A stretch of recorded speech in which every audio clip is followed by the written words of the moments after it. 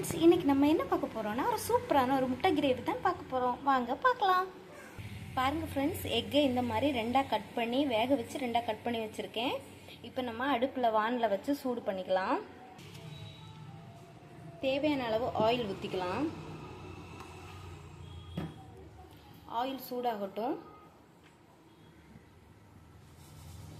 Oil சூடானோன்னா கடுகு போட்டுக்கலாம்.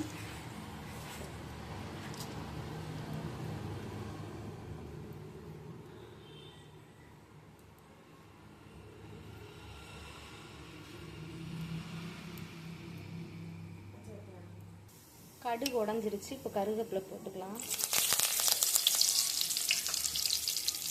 அப்புறம் 2 வத்தல் மிளகு போட்டுக்கலாம். இப்போ நம்ம கட் பண்ணி வச்சுருக்க வெங்காயம் போட்டுக்கலாம். மீடியம் சைஸ்க்கு வெங்காயம் 2 எடுத்துக்கிறேன். உங்களுக்கு தேவைக்கேற்ப நீங்கள் எடுத்துக்கோங்க.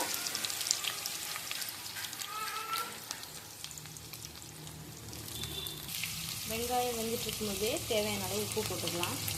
உப்பு போட்டு நல்லா வணக்கி விட்டுக்கலாம். நல்லா வணங்கட்டும். வெங்காயம் நல்லா வணங்கணும். அப்போ தான் டேஸ்ட்டு நல்லா இருக்கும். வெங்காயம் நல்லா கோல்டன் ப்ரௌன் கலரில் வந்தோடனா தக்காளி ஆட் பண்ணிக்கலாம். 3 வெங்காயத்துக்கு 2 தக்காளி ஆட் பண்ணிக்கிறேன். உங்களுக்கு எவ்வளோ தேவையோ அவ்வளோ ஆட் பண்ணிக்கோங்க. தக்காளி ஆட் பண்ணி நல்லா வணக்கிக்கலாம். இப்போ நம்ம இஞ்சி பூண்டு பேஸ்ட்டு போட்டுக்கலாம். இஞ்சி பூண்டு அரை பச்சை மிளகாய் போட்டு கிரைண்ட் பண்ணி வச்சுருக்கேன். போட்டுக்கலாம். போட்டு நல்லா வணக்கிக்கலாம். வேகட்டும். பாருங்கள், இந்த ஸ்டேஜில் நம்ம தேவையான ஸ்பைசஸ்லாம் ஆட் பண்ணிக்கலாம். தேவையான அளவு மல்லித்தூள்,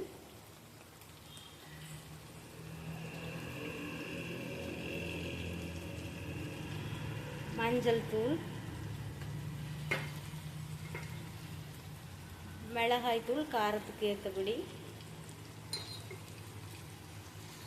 எல்லாம் போட்டு நல்லா பச்சை வாசம் போகிற அளவுக்கு நல்லா கிளறி விட்டுக்கலாம். பாருங்கள், இந்த ஸ்டேஜில் நான் எப்போவும் கொஞ்சமாக சர்க்கரை லைட்டாக ஆட் பண்ணிக்குவேன். உங்களுக்கு தேவைன்னா நீங்கள் ஆட் பண்ணிக்கோங்க. இது ஆப்ஷனல் தான்.